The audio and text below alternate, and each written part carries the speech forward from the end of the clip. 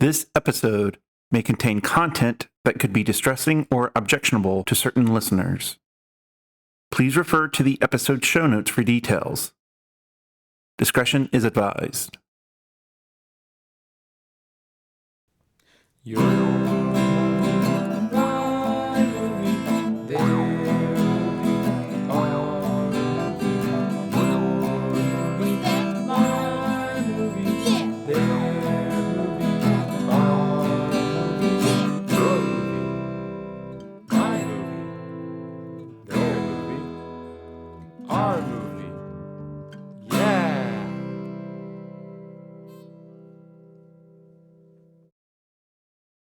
Hello.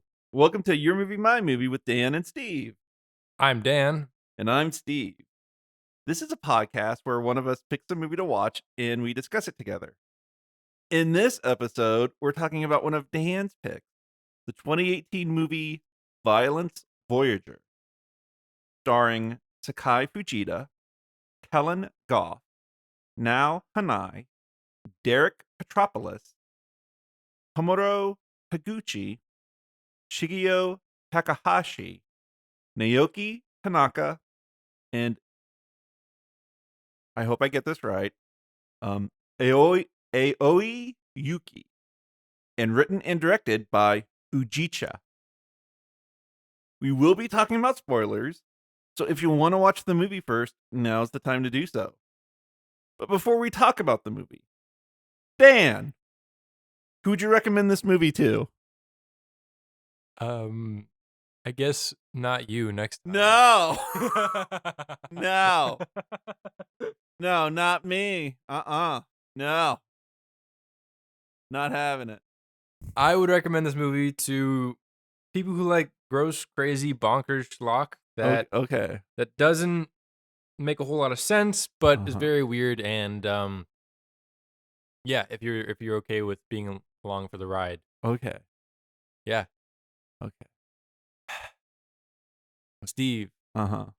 who would you recommend this movie for? I recommend that you show this movie to people that you absolutely hate, especially if they're all going to go be at a party and then like while they're just standing around in the party, you just like, either bring this up to stream and let it play on their TV or pop it into their disc machine.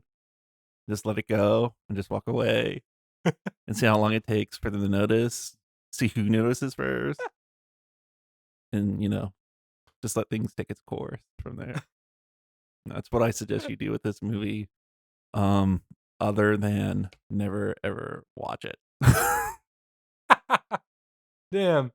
I watched this movie once. I'm going to talk about it on this podcast, and I'm so glad that I'll never have to watch it again or ever have to talk about it again. Dang. Okay. Yeah, I'm because first we had the George Washington threshold. No, this and then we had the big gold brick threshold.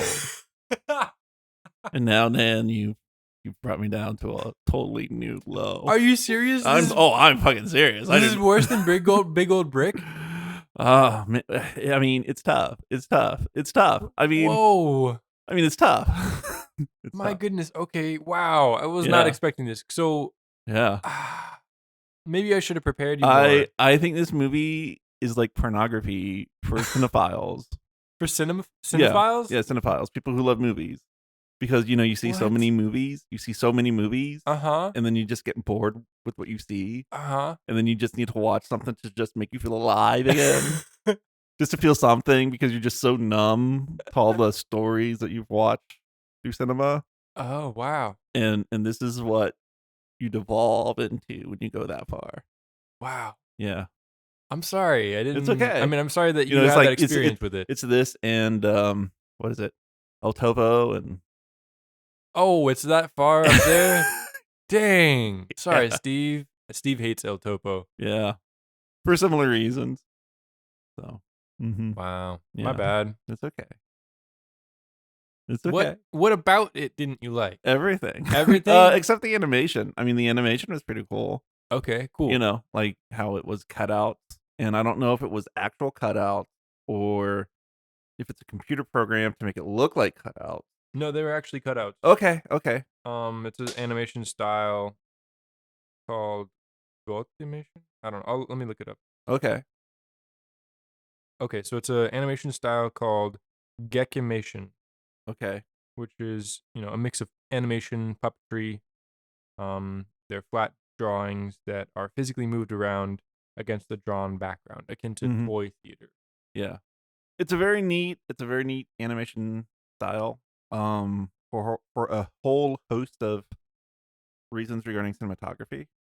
It's very easy to get things in, the different backgrounds, foregrounds, and midgrounds in that way. Like planes. Yeah, the different planes. Okay. And they also make shadows naturally. Yeah. So it also gives it that depth that cinema needs. Yeah. Mm-hmm. And it gets to interact with light. Yeah. Like you said with shadows, but Mm-hmm. but I mean, similar to claymation, the lighting actually is light, Yeah. not like in computer animation or Mhm. drawing animation. Yeah. That's neat. Yeah. Yeah.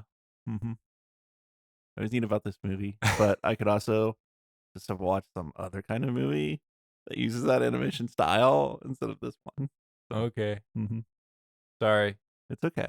It's okay. I like this movie a little bit. Dan, Yeah. why'd you pick this movie?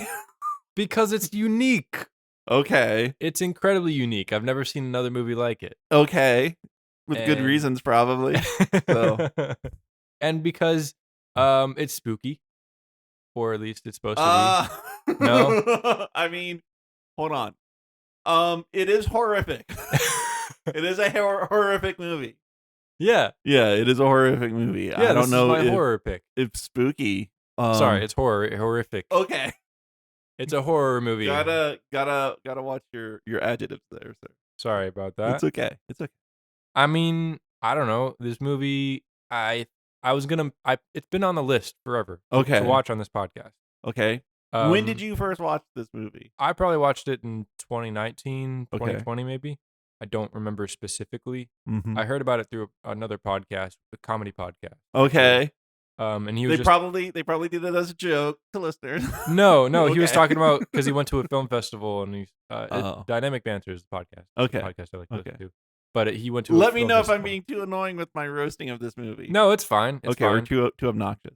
This movie, like, okay, watching it that time, I was like, wow, this is really interesting and weird. Yeah. And that's what I liked about it was just how weird it is and Mhm. how out there and bizarre it is. I've never seen another movie like it. I've never seen another movie that feels quite like it. Yeah.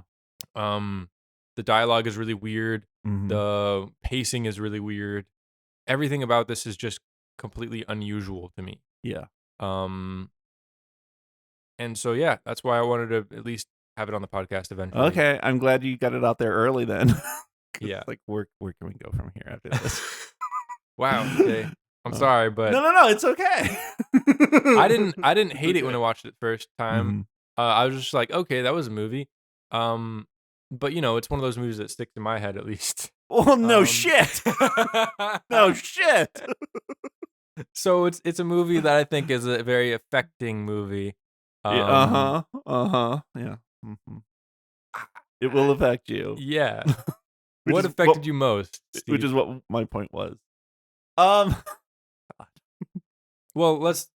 I guess a real quick plot synopsis, maybe. No. No. Okay. No, I can't. Okay, hold on. Let me do the plot synopsis. All right. Go ahead. Okay. So what this movie's about is it's the end of term in Japan. You've got the main character Bobby, who is I'm supposing half Japanese and half American. But he looks very American with blonde hair. Mhm. His best friend is a coon, Mhm. which is a young Japanese boy.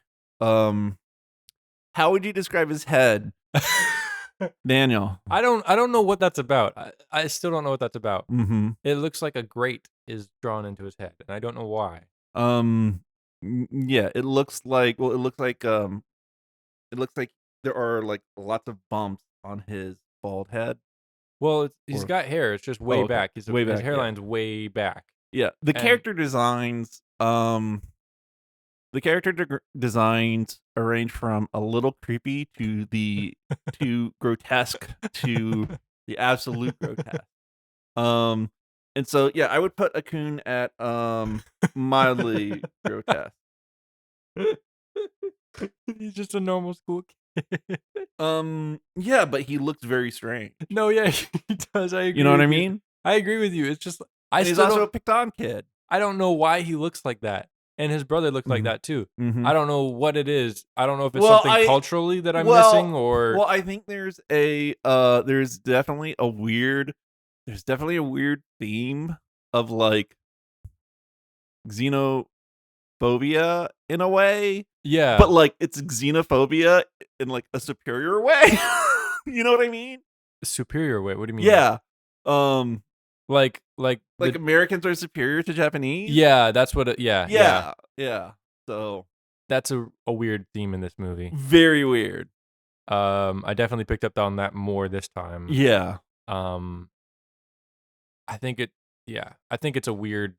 Yeah, it's weird. Uh-huh. It's like a little bit romanticizing. We can get into it later. Okay. And then yeah, Akun has a little brother who looks exactly like him but smaller, named Yakun. And then they meet the bully girl who I think she's the only one who gets away because like she's like fuck everybody. Well, in the end she's like fuck everybody, I'm out of here. Mm. Unless she does get captured and transformed. But anyway, so yeah, yeah, they want to go meet their friend Takaki. Yeah. Who is in a different village on the other side of the mountain. But it's too late in the day for them to go because the mountain is very, very dangerous. So they agree. So Bobby and Akun agree to go the next morning to go out towards the mountain. Mm-hmm. So they do that, and Yakun says that they better take him or they'll regret it. Which they do, but not because they didn't take Yakun. And so they go there, and then they meet Old Man Lucky Monkey. Yes. Who's a very, very strange old man. Very strange. With a monkey named Kanji. Yeah. And then they tell him that they're going to go across the mountain. And then he tells them not to because it's very, very dangerous and they should stay away from the mountain. Mm-hmm. And they lie and tell them that they won't go, but that they go instead. As they go into the mountain, they see a bridge that takes them over a pass Mm-hmm. to. Well, first they get to the radio tower because the radio tower is the far as Akun has ever gone. Mm-hmm. So they get there and then they see a sign that says, what is it? Hands-on amusement park, violence, Voyager. And then Akun says that sign wasn't there before, but Bobby wants to go. And there's a bat underneath the sign. Oh, right? That's right. Mm-hmm. Yeah. Who shows up later? Oh, and Bobby takes his cat Derek. Yeah. Okay. And before he leaves his house, he tells his mother, who's sick in bed, because his father has to go off to work, and tells Bobby not to do anything that will make his mother worry. Yeah. And then he goes off to work, and then you see his mother, is sick in bed, and she has to stay in bed. And so Bobby says that he's going to go out and play with Akun, and he says that he's going to go get flowers for a vase for her windowsill. Mm-hmm. So, yeah. So anyway, so they go. They cross the bridge. Yeah, they go across the bridge into Violence Voyager, and then they meet and they see a caged dog. Yeah. But there's fresh food in there. Mm-hmm. So they know the place isn't abandoned, and that's when they meet. Let's see, Keiko or Koike. That's when they meet Koike, Mm-hmm. who's the creepy man who runs the place. Mm-hmm. But they don't have the money to get in, but then he says, "Oh, well, we'll let you two in free for today." Yeah. So they go in and they watch a tape that gives kind of the theme of the amusement park, which is alien robots have arrived and you have to fight them. And they put on the rubber suits, the rubber overcoats. Mhm. or tarp overcoats. They get to choose which squirt gun to use, and then they're out in the park. Mhm. And then, um, okay, this is taking way too long. What happens then? Well, then they go to the park, and then they are ambushed by the fictional alien robot monsters, and then they turn out to be real. Mhm. And then everybody gets captured and Okay. stripped naked and put Mhm. in like torture chamber type things, or like a surgery chamber. Mhm. And then basically Bobby and Akun, they kind of try and survive, Mhm. and stuff happens.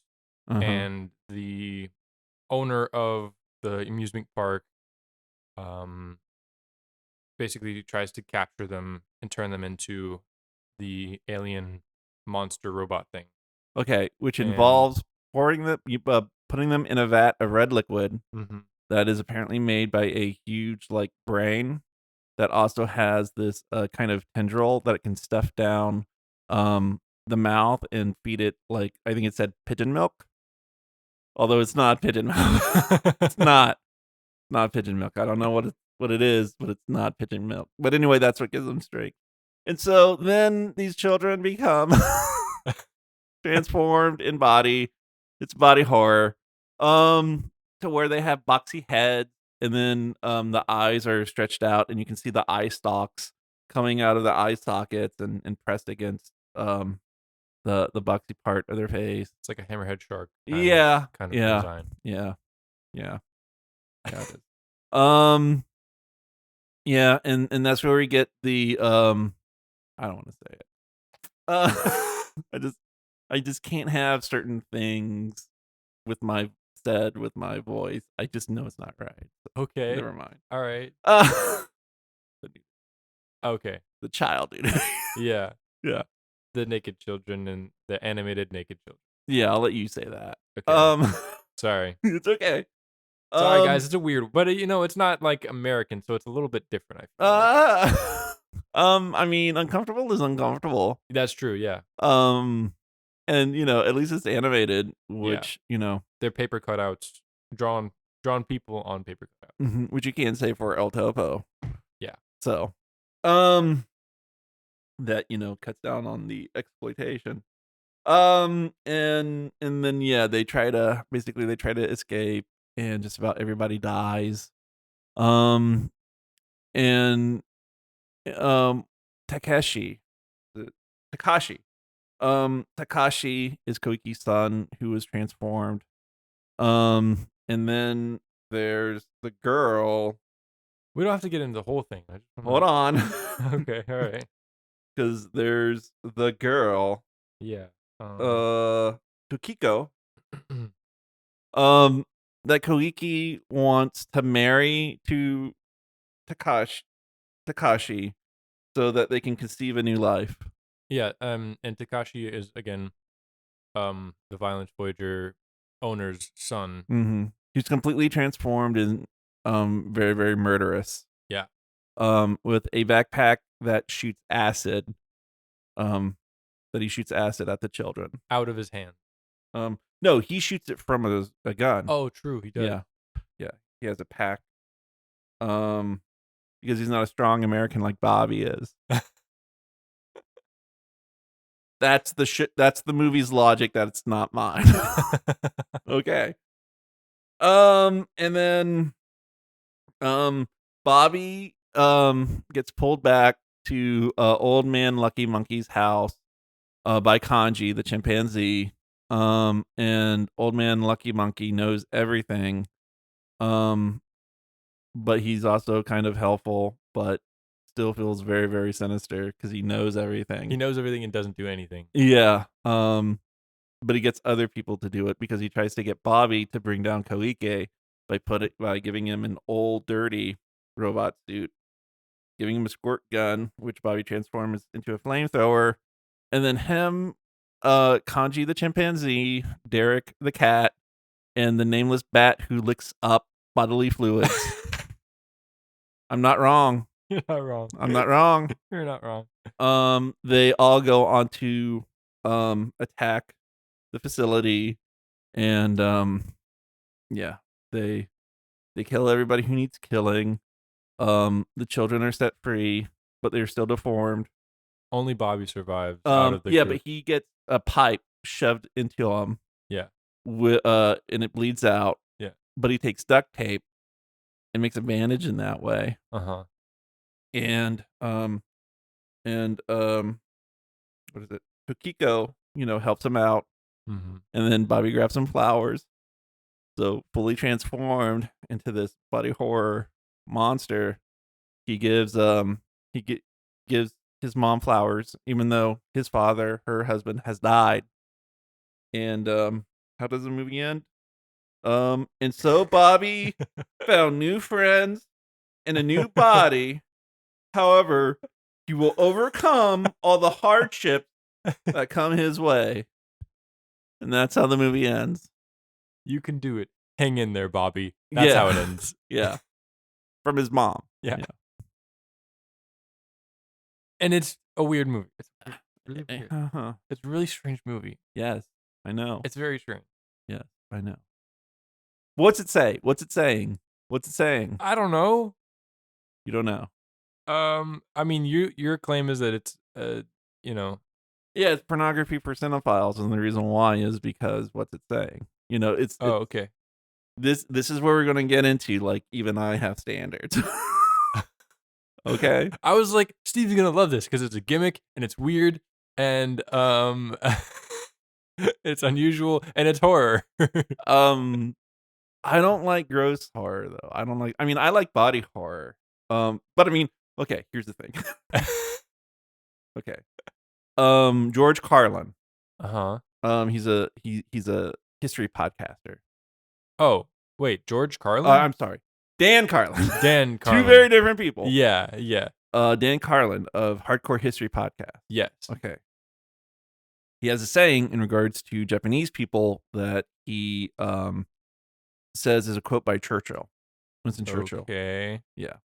The Japanese are just like everyone else, except only more so. What the hell? You know what I mean? Well, like the Japanese are just like everybody else. It's just a weird statement. But more so. Like very stereotypical. I don't know. It sounds racist. Well, I don't know. I mean, I don't necessarily think it's racist because, the Japanese can be very extreme in things. Yeah. When they get into things. Yeah. Part of their culture, I guess. Is what you're saying. Yeah. Okay. Yeah. All right. They don't just have to work. They have to work a lot. Okay. They don't just have to do animation. They have to do great animation. You know what I mean? Okay. So you're saying it's a cultural kind of stereotype expectation. Yeah. Okay. Yeah. Where they take things to degrees other cultures probably wouldn't take otherwise. Okay. Maybe. Yeah. And I think this movie is an example of that. And because it's like, I don't know. This sounds weird to me. This sounds weird. Okay. Because I like body horror. Yeah. Okay. I like body horror. And I can handle like some gross stuff. Yeah. I can handle that. But when you put it into this kind of combination in this way, it was too gross. It's too much. It's not that it's too gross. It's just too much. It's just too much. Just too much. What's too much? Like what? What do you like? Just all of it's too much. Yeah. It's all just too much. It's just all too much. We have basically bloody children. Bloody naked children with their muscles exposed. With their faces being transformed into hideous monsters. Sure, fine. You want to be, so close-minded about it. Okay. I'm okay with being close-minded about some things, Daniel. I'm very, very okay with that at my age. But also, like we were talking about the gross stuff, right? Yeah. Well, the thing is like you said, the animation is cut out. Yeah. So when they do the gross bodily fluid stuff, it's like real. It's actual liquids. Yeah, it's actual physical liquid being shot out through the cutout. Yeah. Yeah, which brings it it brings a whole element of realism to it. Yeah. So. Yeah. Yeah. It's a decision. everything in this movie is a decision. The thing And it's like I'm asking you, like, what's it all mean? Like, movies are supposed to mean things. what does this movie mean? Yeah, and that's Um, coming from me, Daniel. That's coming from me and my taste. So what's this movie mean? I don't know. Maybe friendship, maybe overcoming, maybe things are horrific and life is horrific. Mm-hmm. Um, maybe don't lie to your parents. I don't know. I Not. don't know. I don't know. Okay. I don't always know what things are about, Okay. but I mean, it's a story. Yes, it is a story, and it is about characters who speak dialogue, and it has a beginning, a middle, and an end. Yeah. Yeah, it is a story. Yeah, it is a story in that way. I don't know. What do you think it's about? Uh I think it's just a weird story. huh. I don't know if it's about a whole lot. I don't. I mean, I don't know. I would have to look up the creator, the writer and the director, Uchicha. I would have to look up his other stuff, try to figure it out. Okay, that's Um, fair. because some creators they just want to be provocative, Mm-hmm. and just try to get a reaction out of people. Um, I thought this movie was very just like a genre movie. Like it's just a story. It's not super deep. It's just weird and strange. And I know? mean, yeah, it could be that. It could just be to be strange to be strange. I mean, we watched what was it, Mirror, and Carlos described it as that director having like a midlife crisis, and Okay, like yeah, you know um exploring his own issues. yeah. This could be that for It Ujicha. could be. Yeah. But the thing is like with Japanese horror, you never know. Because Japanese horror is meant to be very evocative. And like I know a little bit about Japanese horror, especially in regards to manga. Um because there's this one Japanese manga artist. Um The famous one, yeah. Junji Ito. Um Uzumaki. Um Oh no. I don't know what I'm You're talking right. about. Junji Ito. Oh, it is. Yeah, Okay. but Uzumaki is his one that's called Spiral. It's like been um westernized into Spiral. Okay. Yeah. Like Junji Ito. Yeah. The grotesque stuff kind of like that. Yeah. Um but that's also kind of different cuz for one, um the media is different. Okay. The Mm-hmm. media is very different. The medium. Yeah, Okay. the medium. Sorry. Okay. It's okay. Just making sure I was on the right same page. Yeah, because you got the manga and it's just panels Yeah. of visual. With Yeah. this movie, You with got the sound visuals, effects. yeah, and the sound effects. Sound effects are really gross in this movie. Yeah. It's awesome. Well, it's also like I said, the physical liquid pouring out of the cutouts too. Yeah. So, and then you have the voice actors who are evoking emotion Yeah. as these children are, violently acted upon. Yeah. And It's a perform violent actions themselves. yeah. This movie it just feels And like are very angsty. They have that angst that they're just so young and all these terrible things are happening to them. well, maybe you're finding the meaning. I mean, I don't know. Maybe it's the horrors of youth. Maybe. Maybe. I mean, that is a theme because there's a young woman who is what's his face's daughter. I believe her name is Sayori. Yeah. Um and and Bobby, whenever he shows up to defeat the bad guys Mm-hmm. with his whole posse of crazy animals, Mm-hmm. he's like, I've had my youth taken away from me, basically. Mm-hmm. And she's like, I had my youth taken away in service to saving my brother, because that was the whole point of the guy who owned Old Man. Oh my gosh, what is his name? Old Man Monkey Lucky or No, Koike? Koike. Or is it Kyoke? Either one. No. Let me look it up. Koike. It's Koike. Okay, so Old Man, or not. Okay, not Old Man. Koike, the owner of the facility, Mm-hmm. He was trying to save his son, Mm-hmm.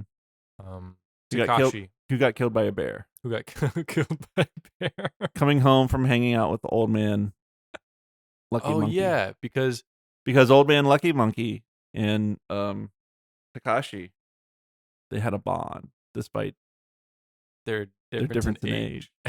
which is really creepy. But Yeah. I think a lot of the creepiness of the dialogue was, I think, translation issues. I don't think that at all. Really? No. Okay. No. Not even partly? No. Okay. No. That guy planned for all this shit. Are you kidding me? Okay. Yeah. All right. He planned for it all. Okay. Yeah. You sound really angry, Steve. I'm not angry. Okay. I'm just like, no, there's no way in hell. Okay. No, there's no mistranslations here. Okay. Yeah. All right. Well, then, yeah, there's the old man Lucky Monkey is pretty creepy then. Mm-hmm. But he was sort of a potentially, I mean, if he wasn't creepy, he was a surrogate father figure for Takashi, because Koike was busy working on His research. Yeah. Which involved the alien type monster stuff. Well, we aren't told exactly what the research involved is. That's yeah. But okay, let me get back to the point I was Okay, making about okay. youth, which is, the daughter of Koike, basically had to devote her childhood and adolescence into, trying to help save her brother, Mm-hmm. because her brother got mauled by the bear, and then her dad started using his research to try and revive him. Yeah. And so she had to help with that too. Mm-hmm. And so Bobby, the main character, is like, I had my youth taken away from me by you guys because you guys turned me into a monster. And she's like, I had my youth taken away too, or something like that. Which is just an interesting theme, because it is about young people. It's about children. Mm-hmm. Yeah. Well, talking about that, there's a very specific genre of movie that was really big. It was really big in the 80s and before that. And it's seen a resurgence because it was because Stranger Things was based on it. Yeah. Okay. Yeah. Kids on Bike. Yes. And this is essentially a Kids on Bike movie. Like, it was Mhm. terribly, terribly wrong. Yes. Yeah. And in that way, it also reminds me of the Friday the 13th movie in a lot of ways. Okay. Which are slasher movies. And like the first one, it starts off with, they go to Camp Blood, which but they were warned off. There's an old man who warns them off, Mhm. saying, "Oh no, don't go there." But then they go there anyway, and then everybody dies very horribly except for the final girl, Mm. who kills the bad guy in the end. There's not and there's also weird because, like, this movie, there's nudity in it, but there's no sex, thank God. Yeah. No. But in the Friday the 13th movies, there is sex. Yeah. The whole premise of that franchise is that Jason Voorhees, he was bullied and he drowned in the lake while the camp counselors were off having sex. Mm. And so, now, spoilers, Mrs. Voorhees and then Jason, kill off the camp counselors because, they engage in sex and drugs and not doing what they're supposed to do. So there is that element of punishing children for misbehaving, in that way. But I don't think that's the message of this movie, though. well, I don't either. Yeah. But I mean, trying to find things. Yeah, no, like inspirations for Yeah, definitely inspirations. I feel like what this is. it felt like an 80s movie. Also, way. you can watch every Friday the 13th movie, and you won't find anything like what's in Violence Voyager at all. So That sounds like a sales pitch. I mean, if you want to, go ahead. Mhm. I'm not daring anybody to watch this movie. So Fair. Yeah.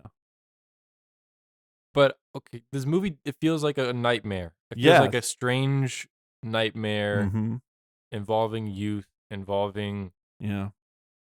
confusion, darkness, and Yeah, like a because it strange gets world. yeah. I haven't watched a lot of giallo movies. That's something I would love to get into. Mm. Like Suspiria. Yeah. And the whole thing that makes Suspiria great is that it feels like a dream. Yeah. Because things don't make sense and there's like a dream logic to everything. I won't say there's a dream logic to Violence Voyager. But it's more like it's kind of like Game of Thrones, in which, okay, what's the worst that can happen? Well, that's definitely gonna happen. Hmm. So. It felt like Dream Logic to me in a way. Mm-hmm. Not necessarily Dream Logic, but like the setting was so Yeah. strange. Mm-hmm. Like it's this facility, but it goes on. Seems like the facility goes on forever. Yeah. Like there's just like these piles of these rooms that have just piles of discarded body parts Mm-hmm. and like armor parts, and there are groups of children, who are refugees hiding amongst these parts. And then there's another room where the friend that they were gonna go meet, what is his name? Uh, Takaki. Yeah, Takaki.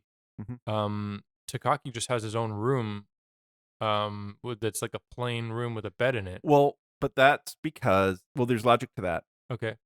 Because if you see, he's all transformed Mm-hmm. except for his right hand, Yeah. which has a scar where he became blood brothers with Bobby and Akun. Yeah. And his hand wouldn't turn because that had Bobby's American blood in it, Oh my gosh. which is why he wasn't fully transformed. Oh my gosh. Yeah, you didn't put that together? I was thinking friendship or some shit. Oh, no. No. Oh my gosh. This movie's about the power of American blood. You're right, because literally, Kawike is Mhm. like, I wonder if it will work on a foreigner. Yeah. That's insane. Yeah. This movie is crazy. Yeah.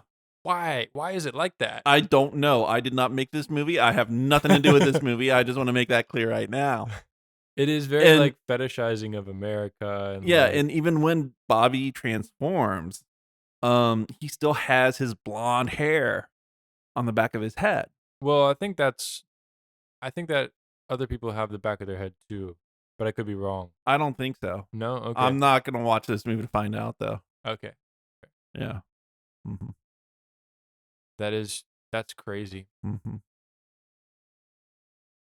Wow, Yeah. that is really weird. Mm-hmm. That's so strange. Yeah.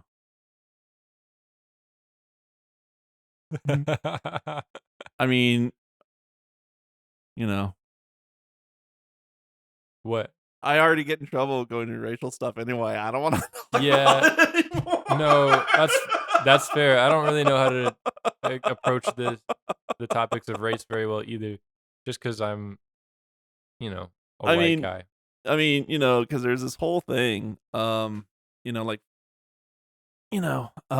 at the end, World War II ended, because Americans dropped the atomic bomb on Japan. Yeah. And then, America occupied Japan and forced them to have their current constitution.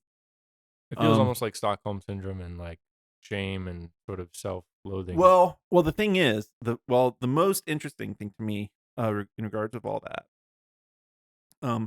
is that in the Japanese constitution, uh-huh. The state of Japan has renounced the use of war to resolve all disputes. Okay. Okay. So when the government of Japan was remade, they didn't have a military at first. Okay.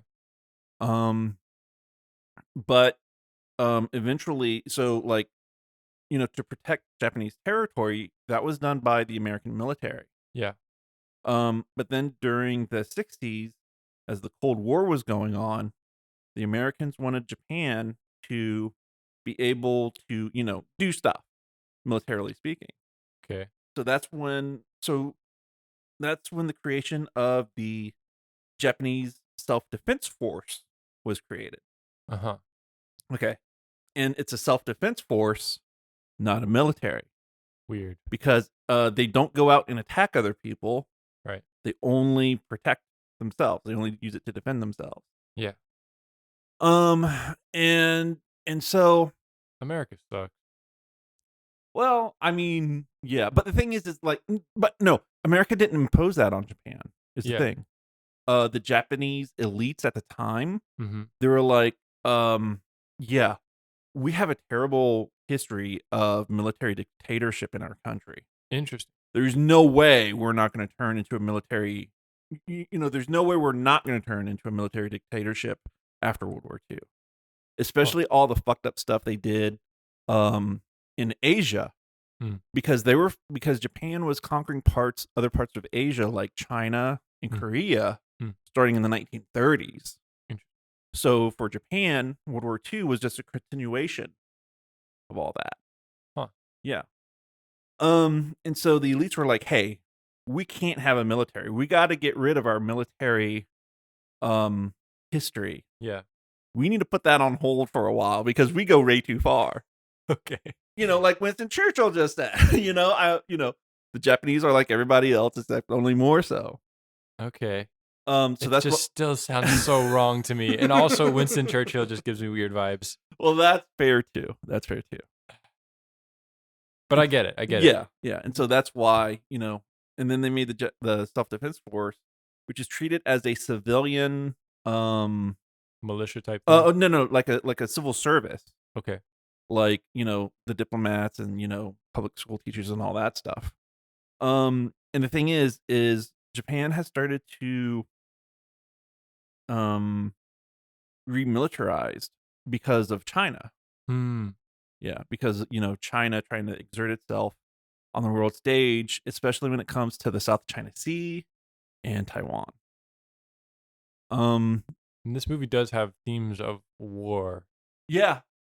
We even get some shots from that videotape when they played that videotape to the intro, the Violence Voyager amusement park.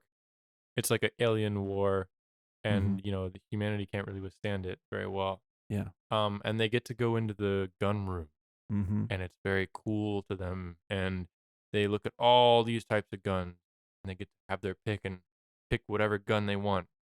Some guns look real, and some guns do not. And Kun picks a dolphin, a dolphin water pistol. Yeah, which is such an interesting pick. Yeah. What a sweetheart, a Kun. Yeah. And Bobby picks like a super soaker, super soaker, Yeah. a classic, original super soaker design. Which is interesting. It's just it definitely is a theme in this. Yeah. War and violence, obviously violence. But then you get American superiority. Yeah, which is really weird. Along with it. Yeah. And there's some, Japanese movies that, kind of contend against that. Especially those of Hideaki Anno, who was the creator of Neon Genesis Evangelion, the anime. Yeah. And he was also, I'm pretty sure he was the director of Shin Godzilla, but he was also the producer of Shin Ultraman.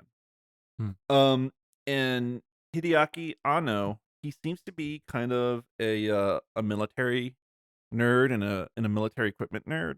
Okay. And I've seen like in his movies, like Japan needs to kind of embrace their military capabilities so that they can, once again, so that they don't have to be a second tier nation in comparison to like the United States and so forth.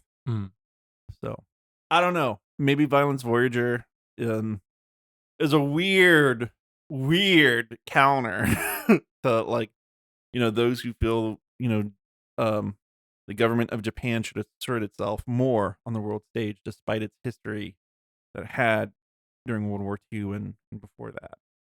That's crazy. That's very interesting. Yeah. Just such a strange movie. Yes. It's and a very strange movie. I don't not like it, but it's just, I can't. Well, I mean, I say all this, trying to find meaning into it. Yeah. But there's also the very good possibility that he just wanted to be strange. Yeah. And he came up with all of this just to like like the first episode of Black Mirror. What, going dark for dark's sake or what? Yeah. Like, let's find Shock out. value. Yeah, shock value. Let's figure out, the worst things we could possibly do and Yeah. like just go with it. I mean, that's a possibility too. I mean, it brings up an interesting concept or, conversation about what is art and Yeah. what is, what is this? Why did he make this? Did he make Uh-huh. this just because he wanted to make something? Because that's a perfectly good reason to make something. Mm-hmm. I mean, like, I like to do arts and crafts sometimes, Yeah. and like, there's no reason behind that necessarily. Sometimes it's self-expression. Mhm. Sometimes it's just because, well, I guess part of it is self-expression. Maybe this movie is self-expressive somehow. I don't know. Okay. That's fine. Yeah. It's fine. It's Yeah. totally fine to make a work that is self-expressive. Uh-huh. However, if you make a work that's self-expressive and you Mhm. put it out there, Yeah. you're not beyond criticism. No, even no, though, no, absolutely not. So Go ahead and criticize this movie. I mean, I that's already fine. have. I have. I know, I think and I made criticisms well and you enough. have every right to. Yeah. I'm yeah. just trying to, wrap Mhm. my head around this movie. Yeah, I understand. It's a weird, weird movie. Mm-hmm. And the Japanese, they love to be weird. Yeah. Especially for weird sake. In a lot of ways. So, Well- as we can tell as one could tell from their media, especially animated media. Mm-hmm. So. And there's nothing wrong with that. And, it is what it is. Mm-hmm. I don't know. I don't even know how to talk about it. It's a movie that makes you feel like you're in a nightmare, at least Yes. to me. It's very nightmarish. And it's so childish in some ways. Yeah. Just because Mhm. there's so much that doesn't make sense. Like, Yeah. the adults have apparently let this facility happen.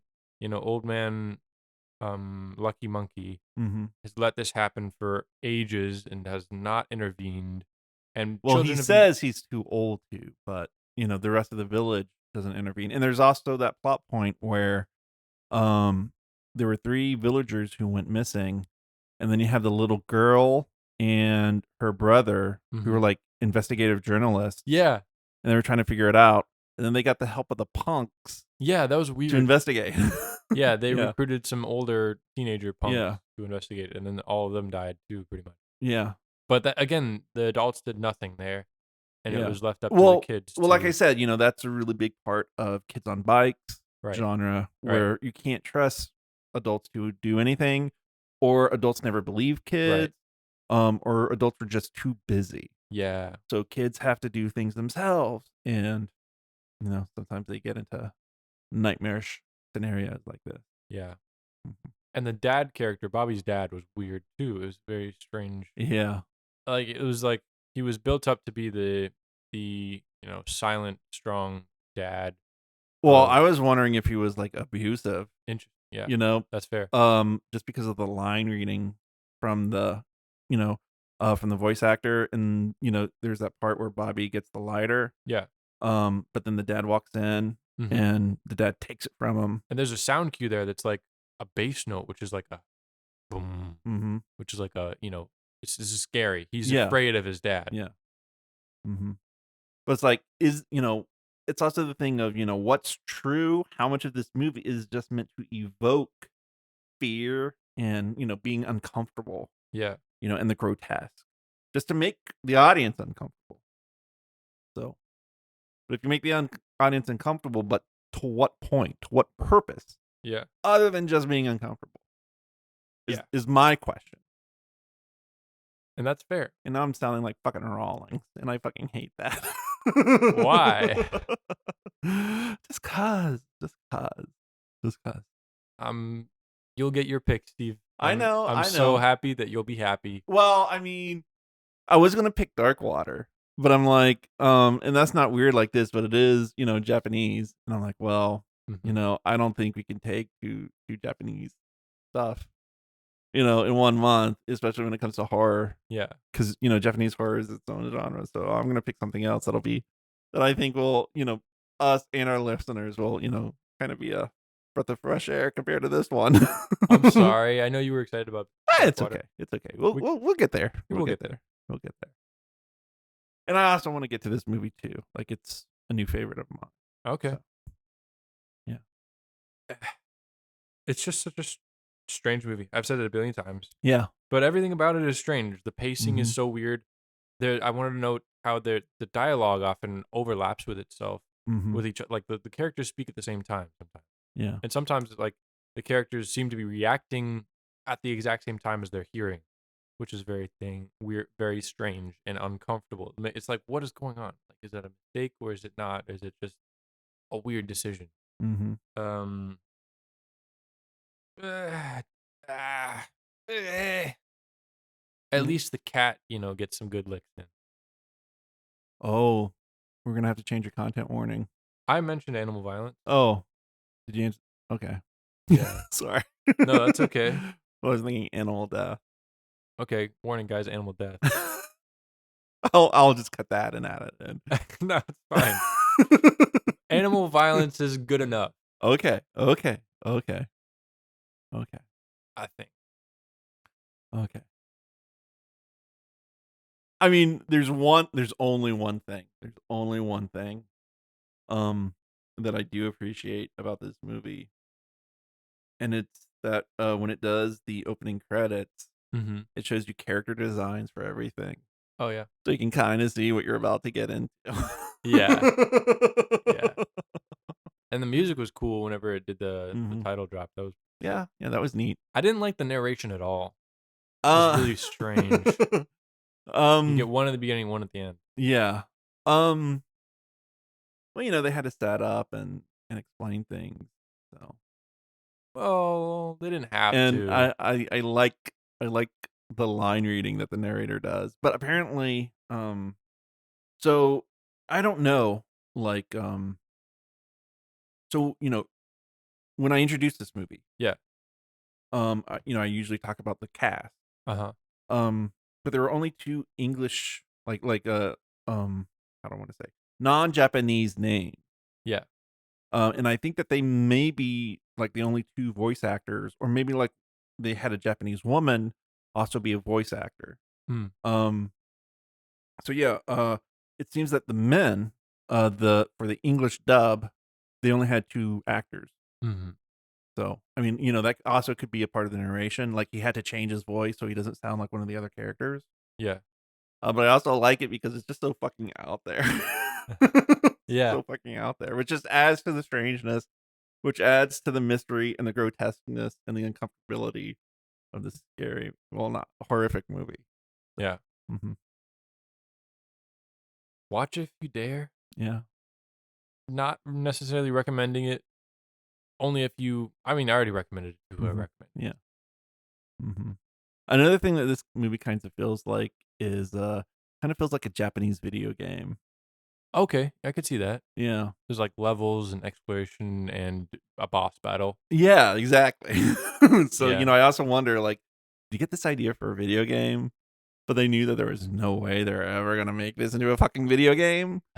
And so he just decided to, get whatever funding he could to turn it into a movie. Mm. So I wonder if that happened too. I want to know how much of this movie is like DIY and just one person with a camera. That's a good point too. I love the fact that this movie was made. It doesn't seem Mhm. like it was made for a lot of money. Mm-mm. It doesn't seem like it had a big budget. Well, we don't know what the animation cost would be either. I mean, Yeah.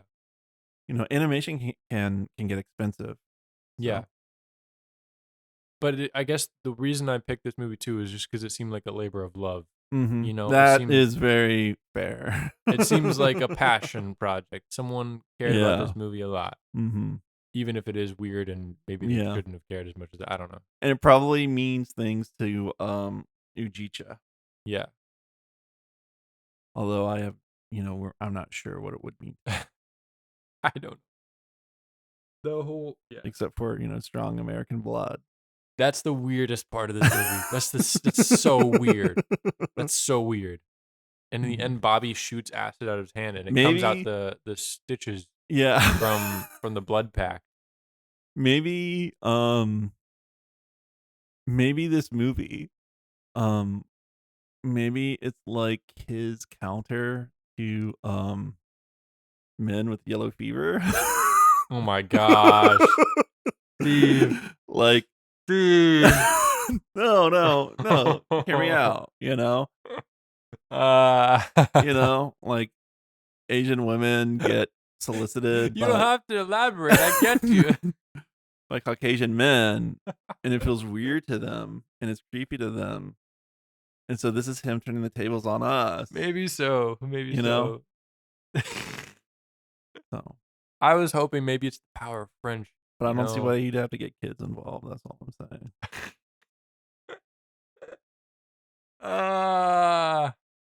Mhm. I don't regret picking this movie. Okay. I just can't wrap my head around it. I understand that. I mean, some movies are just mysterious.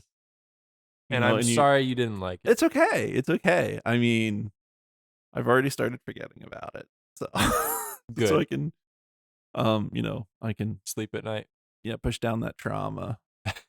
I'm used to it by now. This movie does seem to be about trauma too, a little bit. Well, no shit. I mean, it's all trauma. It's nothing but trauma. Yeah. The ending is so strange too because he defeats them. Uh-huh. He wins. He blows up the thing. Well, actually, okay. Kuike. Uh-huh. There's a button in There's his a son self-destruct button on in his Takashi's head. son's helmet. Yeah. And he presses it and blows up the whole thing. But I mean, okay, so I'm a writer. I'm a screenwriter. Yeah. That's my primary thing. And I think just kind of what happened was he wrote himself into a corner because, he just wanted it all to blow up. Yeah. But he didn't want it to be like, oh, the fire spreads and then it blows up. Yeah. But the thing is, so yeah, he wanted a self-destruct button. But he couldn't write it so that, he got to the self-destruct button. Because also he wanted Koike to die with Takashi, together. Yeah. Because Takaki and Akun, they die together too. Yeah. So he didn't want them to be separated. But he couldn't write it so where Keiko, hold on, what is it? Koike runs off, press the button. So he just had the button in his son's helmet, and you just said, yeah, let's just destroy it all. Let's just end it. Let's just bring it to an end. There's so much of this movie that doesn't make sense, but it's like you just have to accept it. Yes. And you're along for the ride. Yes. But I'll say another thing though, like the pacing in this movie, it is a lot better than George Washington's. And a ton better than Big Old Brick. Yeah. Yeah, this is a very well-paced movie for what it is. I don't know about very well-paced because it still feels long for an hour and 24 minutes. I mean, it does feel long. Yeah. And it is a tad slow pace, but it never stops. It never belabors itself. It's continually going forward. Yeah. Which is nice. And that also helps so you don't think about everything that's wrong. Yeah, because this movie makes no sense. Yeah. But again, I want to talk about like the ending and him bringing flowers to his mom. And just like having to live with this fact that he's now a monster. He's been deformed into a crazy, hideous, potentially alien robot life form. And she's just like, she doesn't even notice almost. She doesn't care. Well, no, she said, she was the one who said, you can do it. Hang in there, Bobby. Yeah. She's the one who said that. I know, but it's she's just bedridden. But that's what I mean. Like she doesn't even. It doesn't affect her very much. It's just so strange. Well, she's also busy going through her own illness too. Yeah. So. And then also I want to talk about Mother, which is Enrique's the monster that seems to be birthing or transforming them. The creatures and the source of Kashi's pigeon milk. Yeah, which gives them the acid powers. Yeah, and strength. Yeah, and they drink it in such a gross way from like a tendril from. Yeah, and it looks like the reason why I think they called it pigeon milk is because it's supposed to evoke like a mother bird feeding a baby bird. Yeah, that's kind of what it looks like.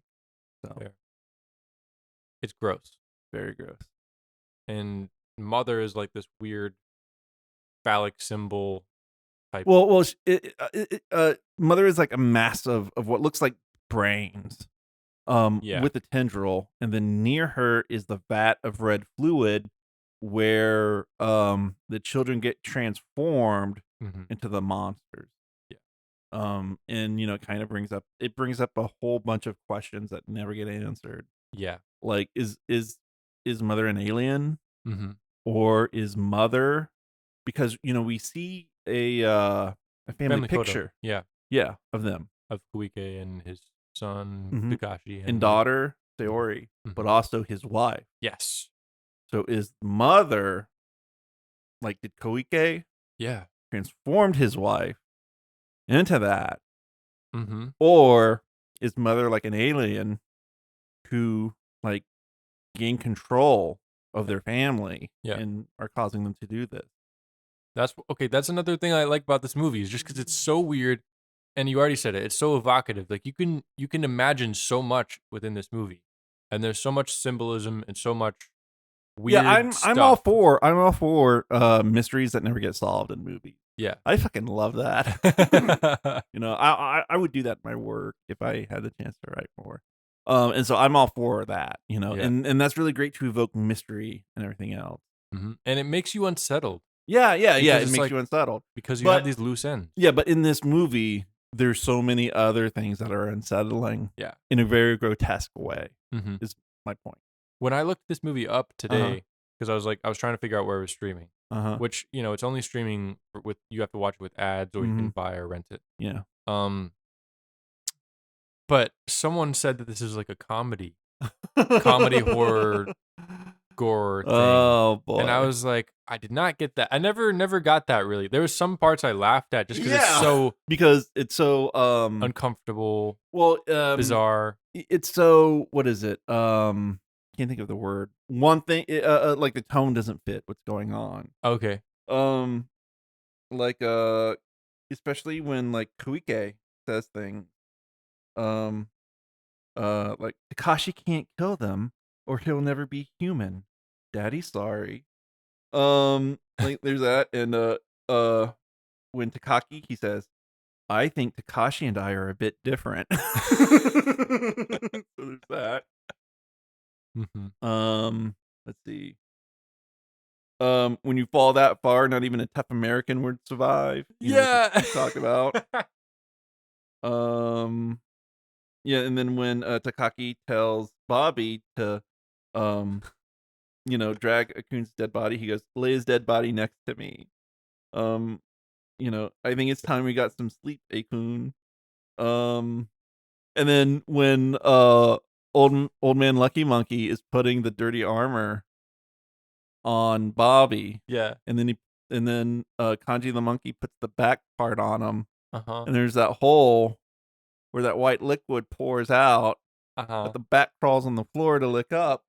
And old man Lucky Monkey says, "It looks like that part doesn't fit you."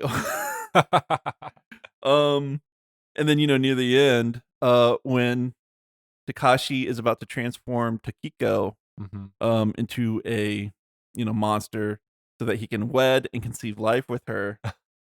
um what is it? Koike Uh-huh. comes in, and he sees Bobby, Mm-hmm. trying to stop Takashi, and Koike says, "Hey, you, stop annoying Takashi." Yeah. And then at the end of it, Tokiko says, "Bobby, are you okay?" And Bobby goes, "Tokiko, I'm hungry. Will we ever be normal again?" Well, I think that was So that's fair. there's a lot of mhm. And that's what I was saying. Like it's so weird. I feel like some of it's translation issues, but maybe not. No. No. I mean, maybe. Maybe. Hmm. Maybe. Also, like some of the stuff with the cat was really funny. Just Uh-huh. because like the cat just comes out and it's like meow, and like it just jumps out at you and kind of stuff like Yeah. that. Mm-hmm. And then Well, and cats there's some. tend to be a big creature in horror, anyways, especially because That's of true. the spring-loaded cat trope for jump scares. Yeah. Um, yeah. Also, some characters just constantly have their tongues out. Well, yeah, that goes with the grotesqueness of Mm-hmm. the character designs throughout the movie. Mm-hmm. Before we go, we'd like to give a shout out to the bestest friends of the show on our Patreon. Thank you, Brian, for your support of the show. If you'd like to be one of our bestest friends of the show, then check out our Patreon page at